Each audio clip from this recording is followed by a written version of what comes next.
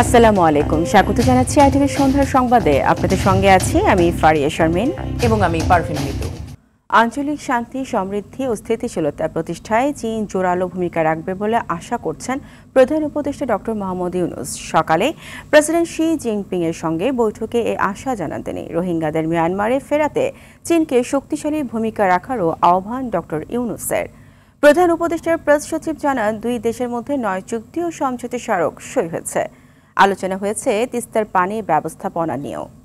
বিস্তারিত জানাচ্ছেন নাজিব ফরাজি। বেইজিংয়ের গ্রেট হল অব দ্য পিপলে চীনের প্রেসিডেন্ট শি জিনপিং এর সঙ্গে দ্বিপক্ষীয় বৈঠক করেন প্রধান উপদেষ্টা ডক্টর মোহাম্মদ ইউনূস। বৈঠকে দুই দেশের স্বার্থ সংশ্লিষ্ট বিভিন্ন বিষয় নিয়ে আলোচনা হয়।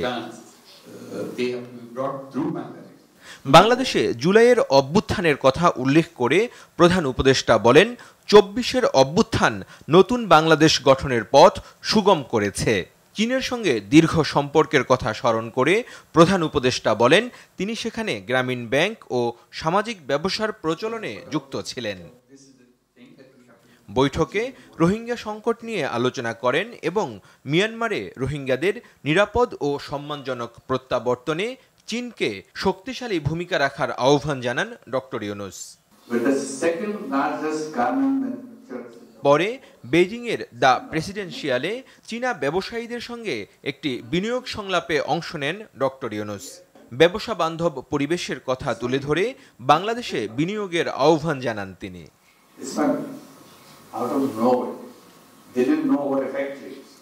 প্রধান উপদেষ্টা একই ভেন্যুতে টেকসই অবকাঠামো ও জ্বালানি বিনিয়োগ, বাংলাদেশে উৎপাদন ও বাজারের সুযোগ এবং সামাজিক ব্যবসা, যুব উদ্যোক্তা ও 3.0-র ভবিষ্যৎ নিয়ে 3টি গোলটেবিল আলোচনায় অংশ নেন। প্রধান উপদেষ্টার প্রেস সচিব জানান, চীনের প্রেসিডেন্টের সঙ্গে বৈঠকে তিস্তার পানি ব্যবস্থাপনা নিয়েও আলোচনা হয়েছে। চায়নার সাথে আমাদের যে সমস্ত ইস্যুগুলো আছে, যেগুলো বিষয়ে আমরা চায়নার সত্যিকার অর্থে সাপোর্ট চাচ্ছি, সেই বিষয়গুলো উনি বলেছেন। এবং সবচেয়ে ইম্পর্টেন্ট যে জিনিস, যে প্রত্যেকটা বিষয়েই চাইনিজ প্রেসিডেন্ট পজিটিভ কনসিডারেশনের কথা বলেছেন। উনি বলেছেন যে প্রফেসর ইউনূসকে এবং তার গভর্নমেন্টকে তারা ফুল সাপোর্ট দিচ্ছেন। প্রেসিডেন্ট শি জিনপিং বলেছেন যে ওনারা এনকারেজ করবেন চাইনিজ ইনভেস্টররা যাতে বাংলাদেশে ইনভেস্ট করে। তিস্তার বিষয়টাও এসছে।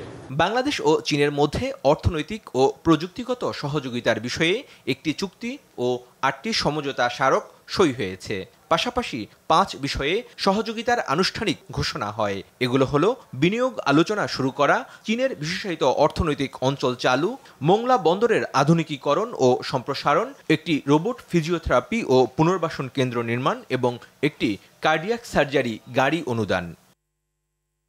নাজিব ফরাজি, আরটিভি, ঢাকা। নির্বাচন নিয়ে পেন্ডুলামের মতো দোলাচল না রেখে জাতিকে আশ্বস্ত করতে নির্দিষ্ট তারিখ ঘোষণার দাবি জানিয়েছেন বিএনপির সিনিয়র যুগ্ম মহাসচিব রুহুল কবির রিজভী। দুপুরে নয়াপল্টনে দলের কেন্দ্রীয় কার্যালয়ে ঈদ উপহার প্রদানের সময় দাবি জানান তিনি। ইশরাক হোসেনকে ঢাকা দক্ষিণ সিটির মেয়র ঘোষণায় আইনের শাসন প্রতিষ্ঠা হয়েছে বলেও মন্তব্য করেন তিনি। খান আলামিনের রিপোর্টে থাকছে বিস্তারিত। জুলাই গণ অভ্যুত্থানে রিকশা, ভ্যান, অটো চালকদের ভূমিকা ছিল অনন্য।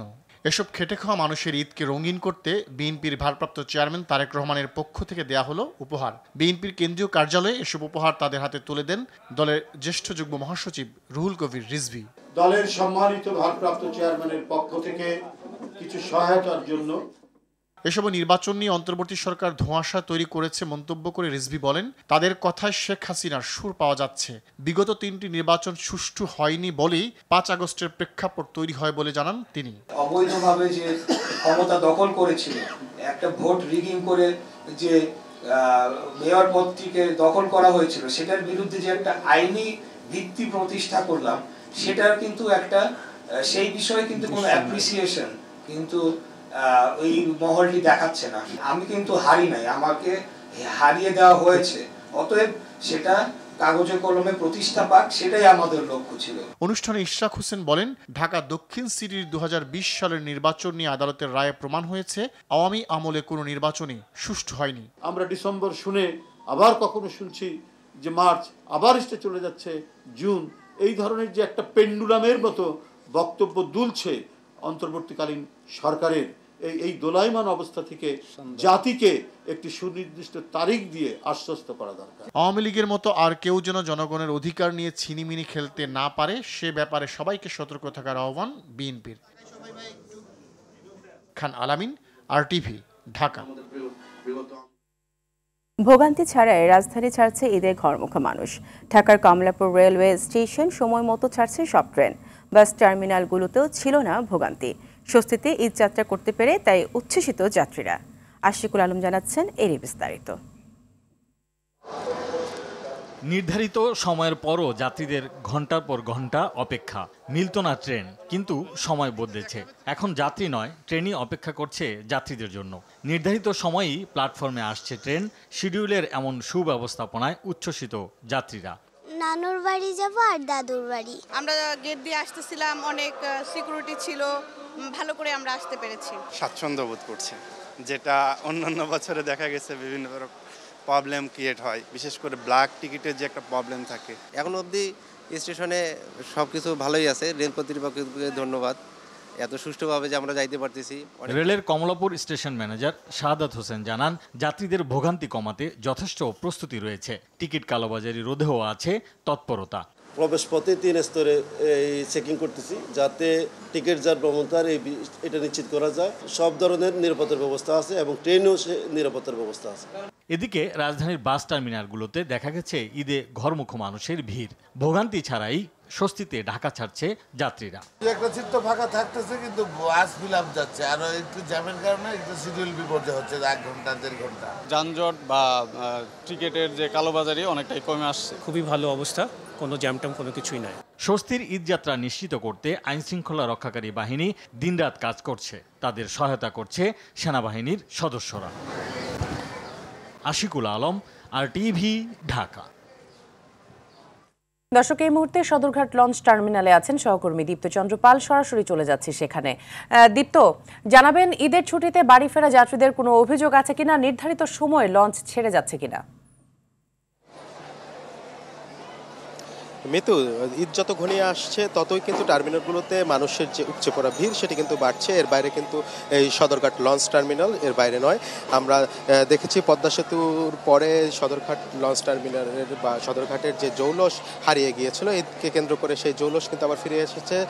সকাল থেকে বিকেল, আসলে বলা যায় দুপুরের পর থেকেই সদরঘাটে মানুষের উপচে পড়া ভিড়। মানুষ কিন্তু তার শেকড়ের টানে পরিবার পরিজনের সঙ্গে ঈদ করতে বাড়ি যাচ্ছেন। এবং আমরা এখানকার যারা যাত্রী রয়েছে তাদের সঙ্গে কথা বলেছি, তারা এই লঞ্চটিকে বেছে নিয়েছেন একমাত্র কারণ আরামদায়ক, এবং অনেকেই বলছেন যে ঐতিহ্যবাহী, তাদের একটি ঐতিহ্যবাহী বাহন এই লঞ্চ, তার জন্য ঈদকে সামনে রেখে পরিবার পরিজনের সঙ্গে ঈদ করার জন্য এই লঞ্চটিকে তারা বেছে নিয়েছেন। এবং আমরা বিআইডব্লিউটিআর কর্তৃপক্ষের সঙ্গে কথা বলেছি, অতিরিক্ত ভাড়ার কোনো অভিযোগ কিন্তু যাত্রীরা করেনি এবং যাত্রীরা বলছেন স্বস্তিতে এবং সময় মতোই তারা যেতে পারছেন। আমি একটু বলে রাখি যে কিছুক্ষণ আগে বিকেলের দিকে নৌ পরিবহন উপদেষ্টা এই সদরঘাট টার্মিনাল পরিদর্শনে এসেছেন এবং তিনি এসে কিন্তু কঠোর বার্তা দিয়েছেন যে অতিরিক্ত ভাড়া কিংবা অতিরিক্ত যাত্রী বোঝাই করে যদি কোনো লঞ্চ ছেড়ে যায় তাদের কিন্তু কঠোর ব্যবস্থা নেওয়া হবে বলে জানিয়েছেন। সঙ্গে ছিলেন নৌ পরিবহন উপদেষ্টার সঙ্গে ছিলেন বিআইডব্লিউটিআর চেয়ারম্যান। পাশাপাশি যদি বলি নিরাপত্তার কথা, এখানে কিন্তু আমরা দেখেছি যে নৌ পুলিশ সহ যে সেনাবাহিনীর টহল টিম রয়েছে, যাতে জনগণের কোনো ভোগান্তি হলে তারা বা কোনো অভিযোগ থাকলে তাদের কাছে বলতে পারেন এবং তারা তাৎক্ষণিক ব্যবস্থা নেবে। তো এখানকার নিরাপত্তা ব্যবস্থাও খুব সুন্দর রয়েছে। সর্বোপরি বলা চলে ঈদের যাত্রা মানুষের স্বস্তিতেই হচ্ছে। সড়ক এবং রেলপথে যেমন স্বস্তি রয়েছে তেমনটি নৌপথেও রয়েছে। তো মিতু, এই ছিল সদরঘাট থেকে আমার কাছে সবশেষ তথ্য। মিতু, অসংখ্য ধন্যবাদ আপনাকে আমাদের সাথে যুক্ত হওয়ার জন্য। এদিকে শিল্পাঞ্চল আশুলিয়ার সড়ক মহাসড়কে যানবাহনের চাপ বেড়েছে। আশুলিয়ার গার্মেন্টস ছুটি হওয়ায় গেল রাত থেকে বাস, ট্রাক, মাইক্রোবাস, প্রাইভেট কারে শ্রমিকরা তাদের নিজ নিজ গন্তব্যে ছুটছে।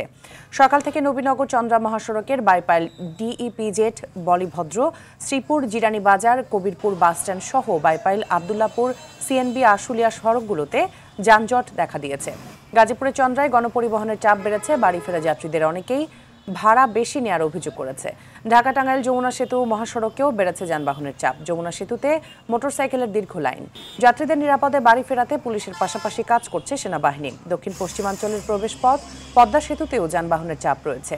ব্যক্তিগত গাড়ির পাশাপাশি মোটরসাইকেলে পদ্মা সেতু পাড়ি দিয়ে ফিরছেন মানুষজন। সিরাজগঞ্জে যমুনা সেতু পশ্চিম সংযোগ মহাসড়কে যানবাহনের চাপ বাড়লেও যানজট সৃষ্টি হয়নি। দর্শক, এই বিষয়ে বিস্তারিত জানাতে গাজীপুরের চন্দ্রা থেকে সরাসরি যুক্ত হচ্ছেন সহকর্মী কামাল হোসেন বিপ্লব। বিপ্লব, চন্দ্রা এলাকায় যানবাহনের চাপ কেমন দেখছেন এই মুহূর্তে জানাবেন?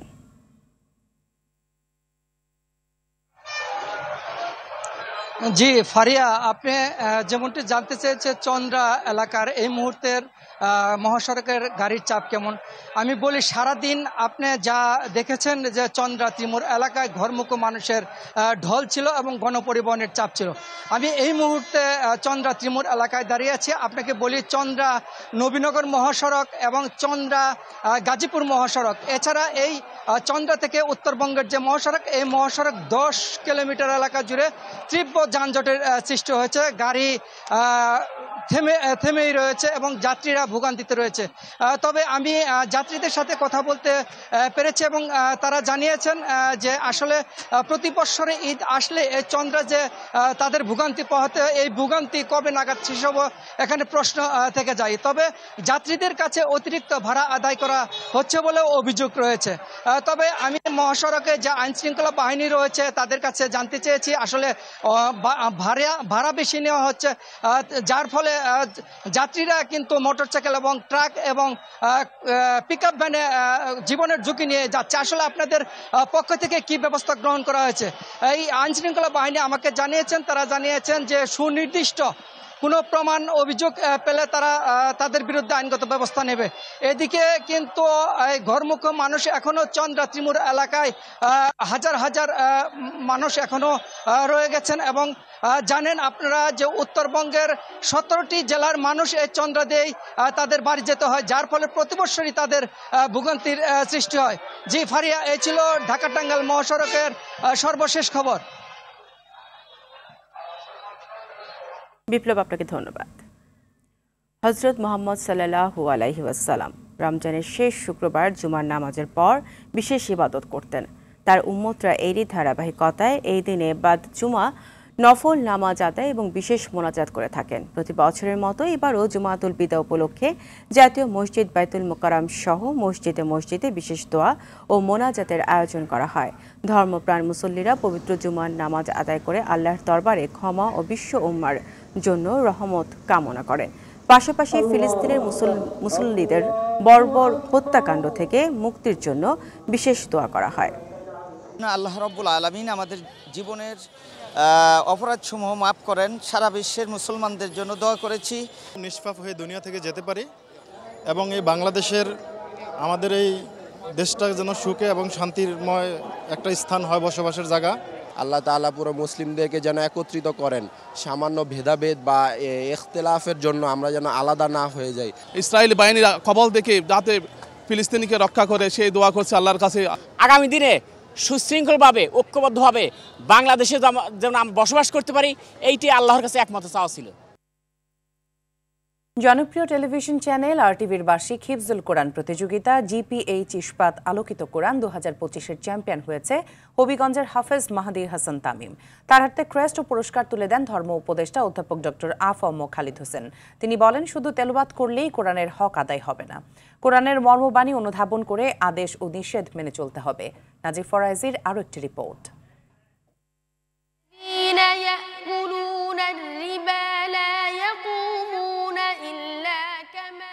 মানবতার মুক্তির সনদ মহাগ্রন্থ আল কোরআন। পবিত্র কোরআনের সুমধুর তেলাওয়াত মানুষের মনে আল্লাহর প্রতি ঈমান বাড়িয়ে দেয়।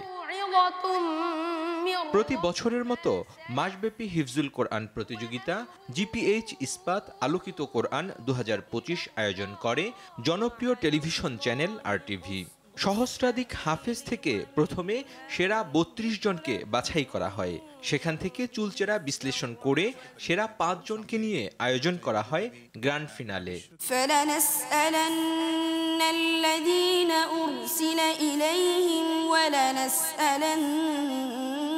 প্রতিযোগিতায় চ্যাম্পিয়ন হন হবিগঞ্জের হাফেজ মাহদি হাসান তামিম। তার হাতে ক্রেস্ট ও ৩ লাখ টাকা পুরস্কার তুলে দেন ধর্ম উপদেষ্টা। ফার্স্ট রানার আপ হন শরীয়তপুরের হাফেজ আসাদুল্লাহ আবির। তাকে দেয়া হয় ক্রেস্ট ও ২ লাখ টাকা পুরস্কার তুলে দিবেন। তৃতীয় স্থান অর্জন করেন কুমিল্লার হাফেজ আবু বকর সিদ্দিক। ধর্ম উপদেষ্টা মহোদয়। আয়োজকরা জানান, কোরআনের হাফেজদের প্রতিভাকে বিকশিত করার সুযোগ করে দিতেই এই আয়োজন। হাফেজগণ দুনিয়াতে সম্মানিত, আখিরাতেও সম্মানিত।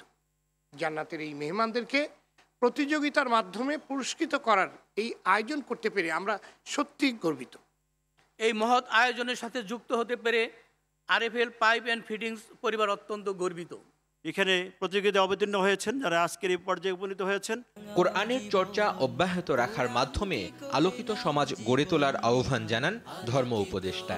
কোরআনের আলোকে সমাজ যদি আলোকিত করতে পারি, নারীর প্রতি সহিংসতা বন্ধ হবে, জুলুম বন্ধ হবে, অবিচার বন্ধ হবে, সামাজিক অব্যবস্থাপনা ধার আমরা বন্ধ করে দিতে পারবো। আমরা আশা করি এই কোরআনের আলোকে আমাদের এই প্রিয় মাতৃভূমি বাংলাদেশকে সাজাতে পারবো। সমাজ থেকে অন্যায় অবিচার দূর করতে পবিত্র কোরআনের বিধান মেনে চলার আহ্বান জানান ধর্ম উপদেষ্টা অধ্যাপক ডক্টর আফম খালিদ হোসেন। বিজ্ঞ বিচারক মণ্ডলী, নাজিব ফরাইজি, RTV, ঢাকা। স্মরণকালের শক্তিশালী ভূমিকম্পে কেঁপে উঠেছে মিয়ানমার। রিক্টার স্কেলে ৭.৭ মাত্রায় এই ভূমিকম্পের কম্পন অনুভূত হয় বাংলাদেশ, ভারত, লাওস ও থাইল্যান্ডেও। মিয়ানমারের প্রকৃত ক্ষয়ক্ষতি জানা না গেলেও ভূমিকম্পে ধসে পড়েছে থাইল্যান্ডের ৩০ তলা একটি ভবন, নিখোঁজ ৪৩ জন। এদিকে মিয়ানমার ও ব্যাংককে জারি করা হয়েছে জরুরি অবস্থা। সামদানি প্রত্যয় রিপোর্ট।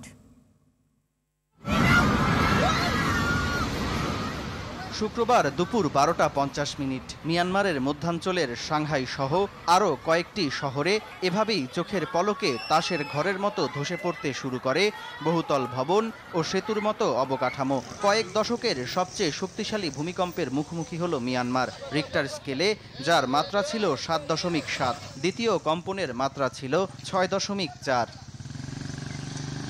চলমান রাজনৈতিক অস্থিরতায় ভূমিকম্পে মিয়ানমারের প্রকৃত ক্ষয়ক্ষতি জানা না গেলেও এখন পর্যন্ত দেশটিতে ২৫ জনের মৃত্যুর তথ্য নিশ্চিত করেছে গণমাধ্যম রয়টার্স। এর মধ্যে জুম্মার নামাজের সময় মান্দালয় প্রদেশে ৩টি মসজিদ ধসেই নিহত হয় অন্তত ২০ জন। ধ্বংস হয়ে গেছে ঐতিহাসিক আভা সেতু ও ইউনেস্কো হেরিটেজ মান্দালয় প্রাসাদ।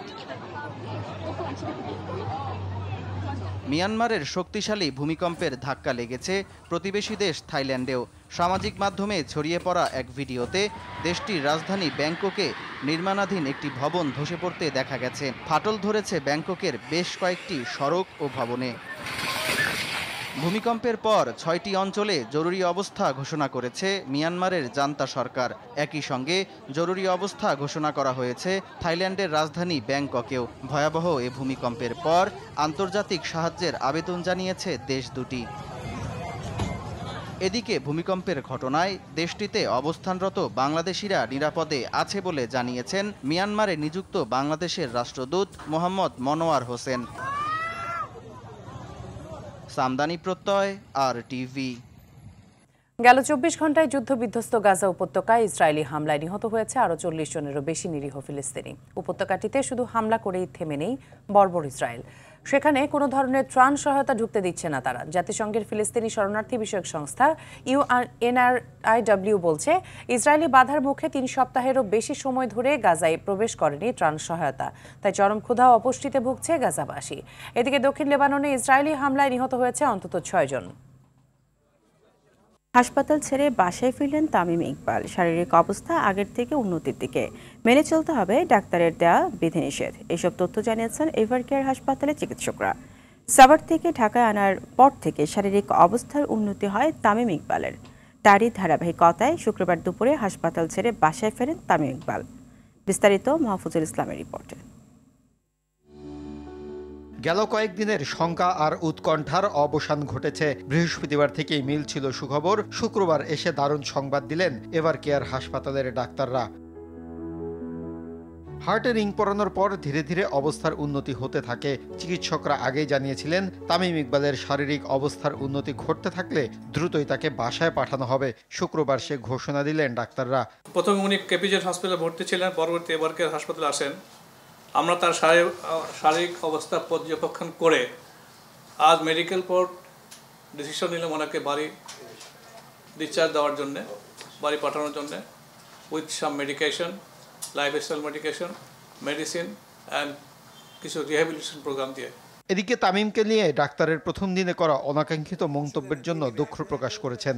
বিষয়টি ভুলক্রমে হয়েছে বলেও জানান তিনি। তামিমের শারীরিক অবস্থা বর্ণনা করতে যেয়ে হৃদরোগের ঝুঁকি হিসাবে স্মোকিং প্রশ্নটা আসছে এবং এখানে তামিমের নামটা ভুলবশত অ্যাটাচ করার জন্য আমি দুঃখিত। রিস্ক ফ্যাক্টর হিসাবে, মানে হার্টের রিস্ক ফ্যাক্টর হিসাবে এই প্রশ্নটা করছিলাম। তামিমের নামটা এখানে এসে যাওয়ার জন্য আমরা দুঃখিত। উন্নত চিকিৎসার জন্য দ্রুতই তামিম ইকবালকে থাইল্যান্ড অথবা সিঙ্গাপুর নেওয়া হবে বলে জানা গেছে। মাহফুজুল ইসলাম, RTV, ঢাকা। সন্ধ্যার সংবাদ এ পর্যন্তই। রাতের সংবাদ 11:15টায় দেখার আমন্ত্রণ রইল। ধন্যবাদ সবাইকে।